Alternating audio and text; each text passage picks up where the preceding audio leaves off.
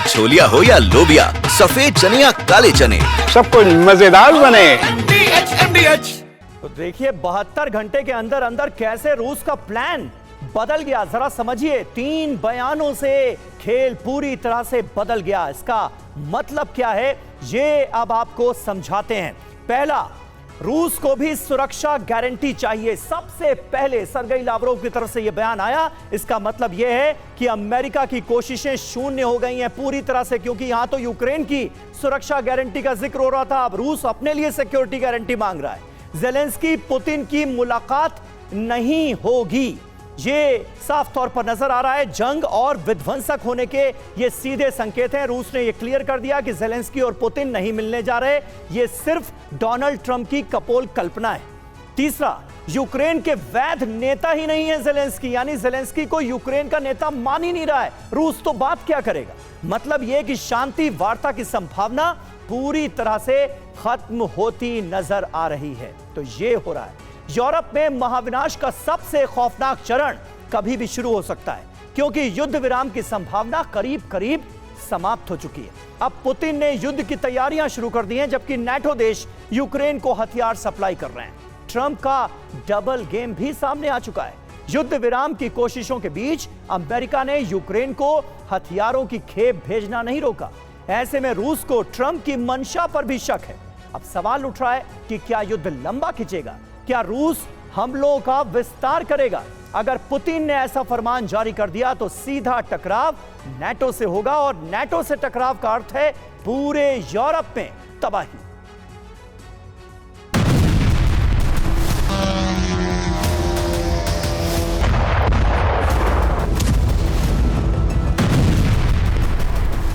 Приводи его быка врача.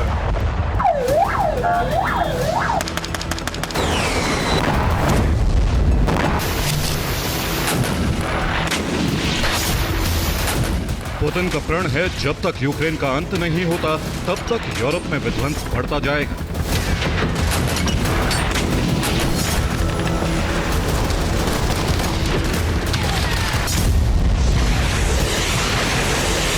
युद्ध विराम की सभी कोशिशें बेकार साबित हो रही हैं। इसीलिए अब तबाही का नया दौर आरंभ हो चुका है।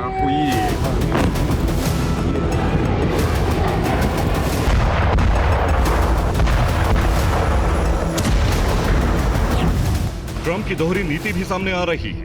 एक तरफ युद्ध विराम की कोशिश का दिखावा करते रहे, पहले अलास्का में पुतिन से मीटिंग की, फिर वॉशिंगटन में ज़ेलेंस्की और दूसरे यूरोपीय नेताओं से वार्ता की, जबकि इसी बीच यूक्रेन को बारूद भी सप्लाई किया, यानी विध्वंसक हथियारों की खेप यूक्रेन पहुंचती रही।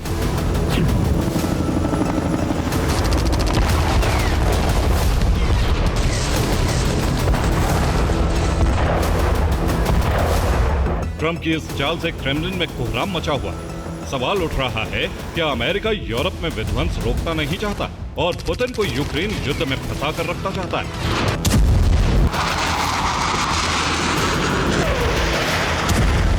पुतिन ने भी लंबे युद्ध की तैयारी शुरू कर दी। अब सीधा टकराव नाटो से हो सकता है। इसकी कई वजहें सामने आ रही हैं। पहली वजह है, नाटो का सदस्य देश तुर्की यूक्रेन में सेना भेज सकता है। दूसरी वजह है, नाटो के दूसरे सदस्य देश भी यूक्रेन में पीस फोर्स भेजने की तैयारी में। तीसरी वजह है, यूरोपियन यूनियन ने यूक्रेन को हथियारों की सप्लाई तेज कर दी है। चौथी वजह है, बॉर्डर से सटे नाटो देशों के नेटवर्क को रूस जाम कर रहा है। पांचवी वजह है, पोलैंड के पास रूस रेडियो इलेक्ट्रॉनिक इंटेलिजेंस कॉम्प्लेक्स बना रहा है।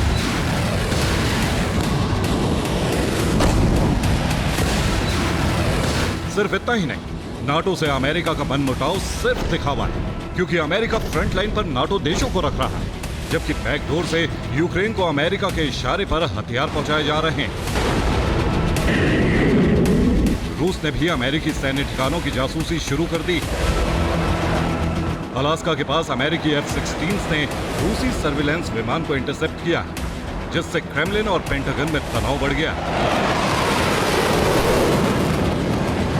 जबकि अमेरिका ने यूक्रेन को F-16 की बड़ी खेप देने के लिए नाटो देशों से कहा। खुद अमेरिका भी पेट्रियट डिफेंस सिस्टम देने पर विचार कर रहा है। इस बीच अमेरिका यूक्रेन को 3,350 ईरन मिसाइल दे रहा है, जिससे रूस पर बड़े हमले किए जा सके।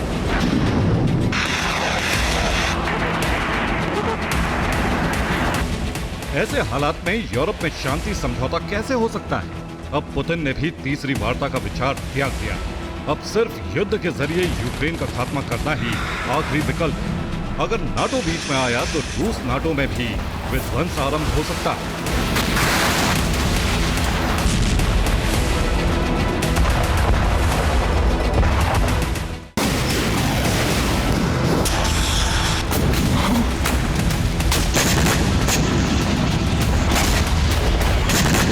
ज़ेलेंस्की बिना सुरक्षा की गारंटी के वार्ता नहीं करना चाहते हैं। पुतिन डोनबास के संपूर्ण विलय की गारंटी के बाद ही युद्ध विराम की तरफ बढ़ेंगे। इस बीच ट्रंप ने भी युद्ध विराम की कोशिशों से हाथ पीछे खींच लिया है।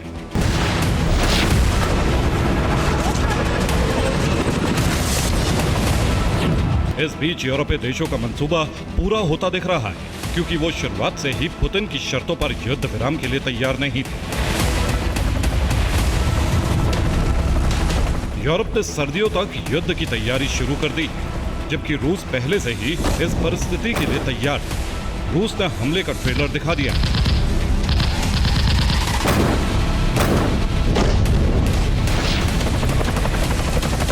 पोलैंड की सीमा में रूसी ड्रोन का विस्फोट हुआ, जो बेलारूस की तरफ से आया, जबकि लिथुआनिया में भी रूसी ड्रोन दाखिल हुए, जिसके बाद नाटो ने इमरजेंसी मीटिंग बुलाई। मीटिंग में रूस को काउंटर करने के लिए प्लान बनाया गया, क्योंकि पुतिन यूक्रेन को हथियार सप्लाई करने पर नाटो पर क्रोधित है। पुतिन ने धमकी दे डाली है, अगर बारूद सप्लाई नहीं रोकी तो युद्ध विराम की संभावना पूरी तरह खत्म हो जाएगी। फिर टकराव सीधे नाटो से होगा, जहां रूस परमाणु हथियारों का भी इस्तेमाल कर सकता है।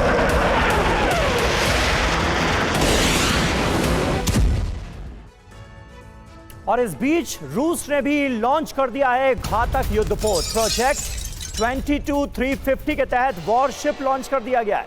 हाइपरसोनिक मिसाइल से लैस है ये युद्धपोत। घातक युद्धपोत का नाम है सी टर्मिनेटर।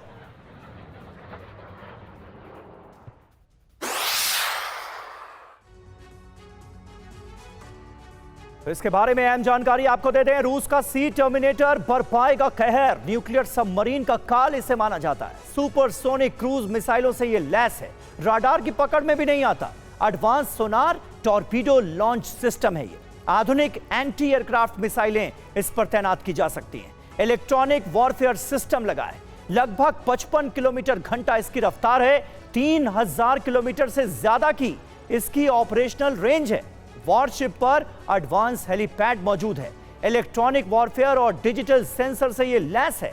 मल्टी डोमेन ऑपरेशन में भी ये माहिर है। तो ये है रूस की तैयारी। अब छोलिया हो या लोबिया, सफेद चने या काले चने, सब कुछ मजेदार बने।